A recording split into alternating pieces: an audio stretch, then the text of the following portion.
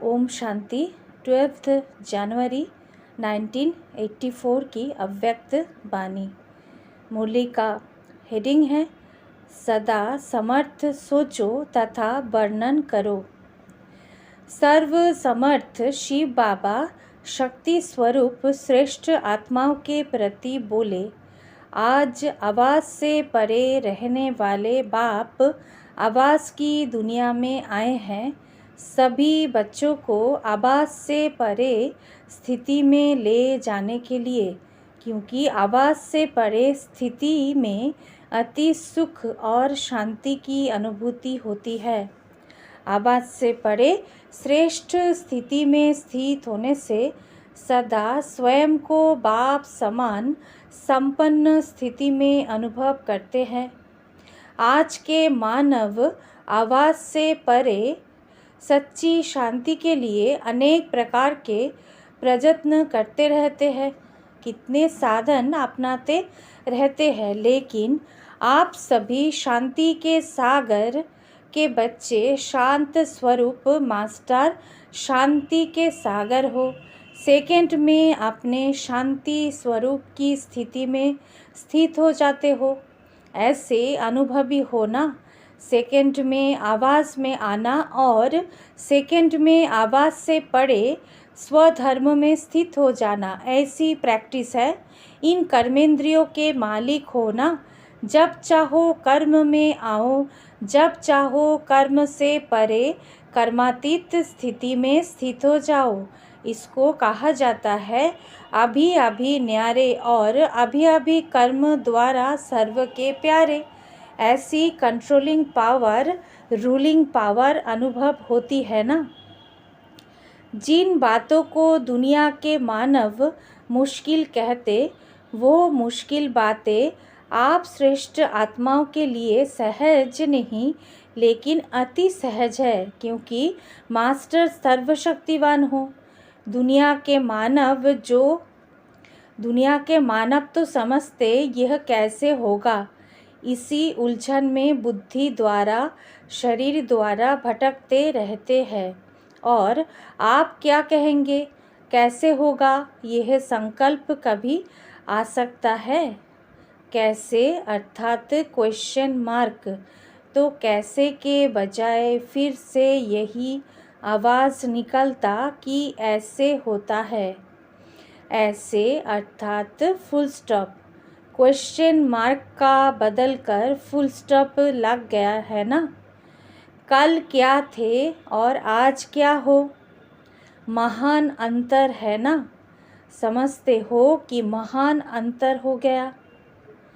कल कहते थे ओ गॉड और आज ओ के बजाय ओहो कहते हो। ओहो मीठे बाबा। गॉड नहीं, लेकिन बाबा। दूर से नज़दीक में बाप मिल गया। आपने बाप को ढूंढा तो बाप ने भी आप बच्चों को कोने कोने से ढूंढ लिया। लेकिन बाप को मेहनत नहीं करनी पड़ी, आपको बहुत मेहनत करनी पड़ी, क्योंकि बाप को परिचय था, आपको परिचय नहीं था। आप सभी भी स्नेह के गीत गाते हो। बाप दादा भी बच्चों के स्नेह के गीत गाते हैं। सबसे बड़े ते बड़ा स्नेह का गीत रोज़ बाप दादा गाते हैं, जिस गीत को सुन सुन सभी स्नेही बच्चों का मन खुशी से नाचता रहता है। रोज़ गीत गाते, इसलिए यादगार में भी गीत का महत्व श्रेष्ठ रहा है। बाप के गीत का यादगार गीता बना दी और बच्चों के गीत सुन खुशी में नाचने और खुशी में, आनंद में, सुख में भिन्न भिन्न अनुभव के यादगार भागवत बना दिया है। तो दोनों का यादगार हो गया ना।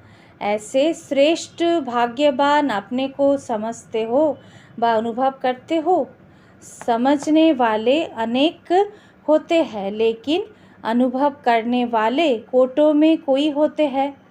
अनुभवी मूर्त बाप समान संपन्न अनुभवी मूर्त है। हर बोल का, हर संबंध का अनुभव हो, संबंध द्वारा भिन्न भिन्न प्राप्ति का अनुभव हो, हर शक्ति का अनुभव हो, हर गुण का अनुभव हो। जब चाहे तब गुणों के गहने को धारण कर सकते हो। यह सर्वगुण वैरायटी ज्वेलरी है। जैसा समय, जैसा स्थान हो, वैसे गुणों के गहनों से स्वयं को सजा सकते हो। ना सिर्फ स्वयं को, लेकिन औरों को भी गुणों का दान दे सकते हो। ज्ञान दान के साथ साथ गुण दान का भी बहुत महत्व है।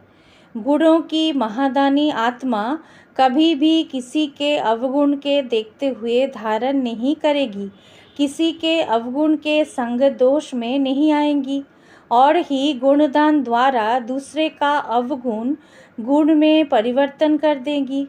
जैसे धन के भिखारी को धन दे संपन्न बना देते हैं, ऐसे अवगुण वाले को गुणदान दे गुणवान मूर्त बना दो।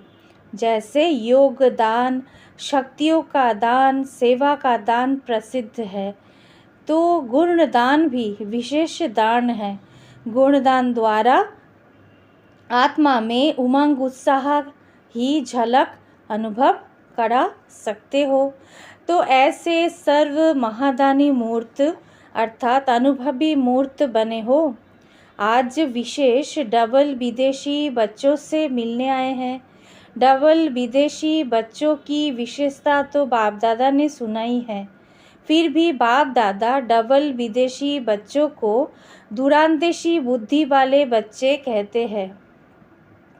दूर होते भी बुद्धि द्वारा बाप को पहचान अधिकारी बन गए हैं। ऐसे दूरांदेशी बुद्धि वाले बच्चों पर विशेषता प्रमाण बाप दादा का विशेष स्नेह है।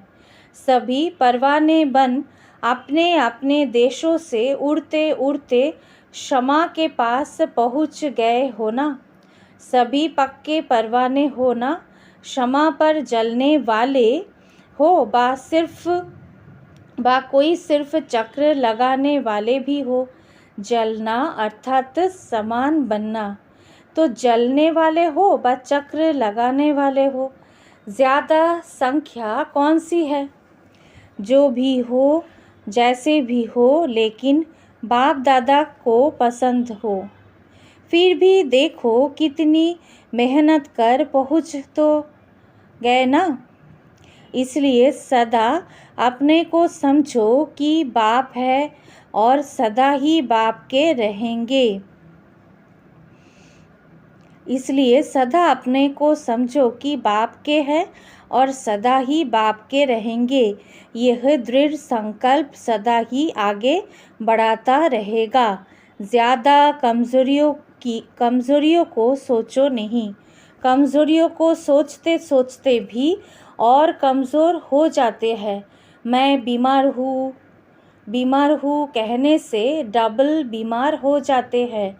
मैं इतनी शक्तिशाली नहीं हूँ, मेरा योग इतना अच्छा नहीं है, मेरी सेवा इतनी अच्छी नहीं है, मैं बाबा की प्यारी हूँ बा नहीं हूँ, पता नहीं आगे चल सकूँगी बा नहीं।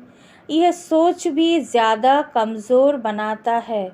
पहले माया हल्के रूप में ट्रायल करती है और आप उसको बड़ा रूप कर देते हो, तो माया को चांस मिल जाता है आपका साथी बनने का। वो सिर्फ ट्रायल करती है, लेकिन उसकी ट्रायल को ना जानकर समझते हो कि मैं हूँ ही ऐसी, इसलिए वो भी साथी बन जाती है। कमज़ोरों की साथी माया है।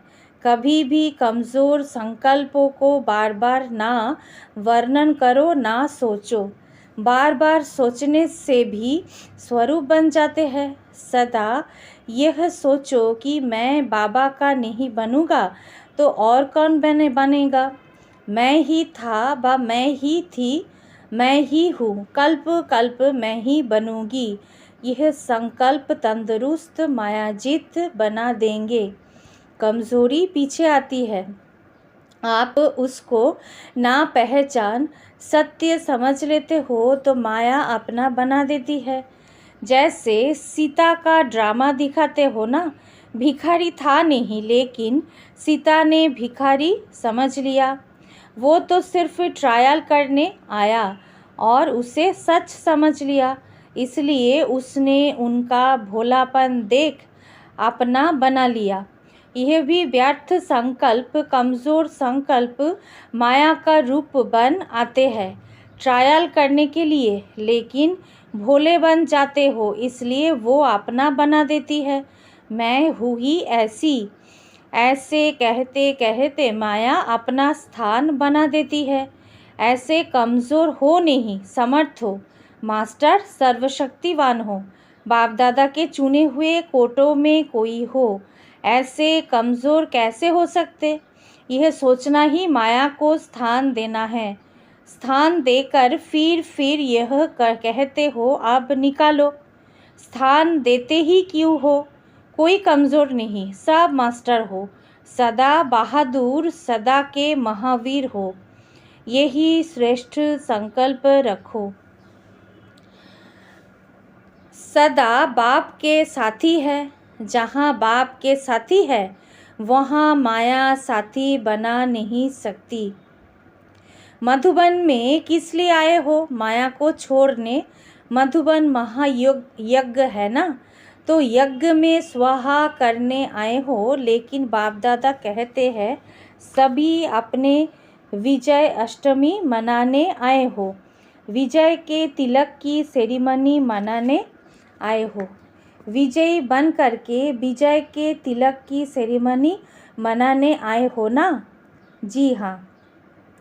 कॉपी करने में सब होशियार है, यह भी गुण है। यहाँ भी बाप को कॉपी ही करना है, फॉलो करना अर्थात कॉपी करना, यह तो सहज है ना। आप अपना देश छोड़कर आते हो तो बाप दादा भी अपना देश छोड़कर आते हैं। बाप दादा की प्रवृत्ति नहीं है क्या? सारे विश्व के कार्य को छोड़ यहाँ आते हैं। विश्व की प्रवृत्ति बाप की प्रवृत्ति है ना। बाप के लिए तो सभी बच्चे हैं, अंजलि तो सबको देनी है। वर्षा नहीं देते हैं ना, अंजलि तो देते हैं ना।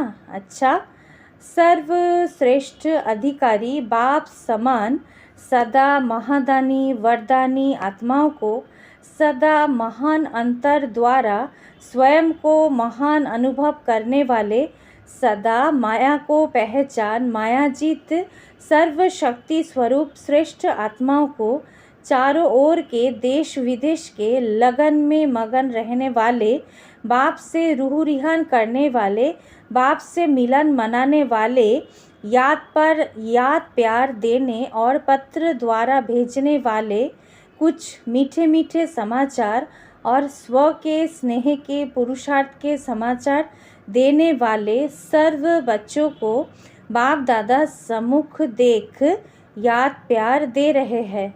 साथ साथ परवाने बन क्षमा के ऊपर जलने वाले अर्थात हर कदम में बाप समान बनने वाले बच्चों को स्नेह संपन्न याद प्यार और नमस्ते।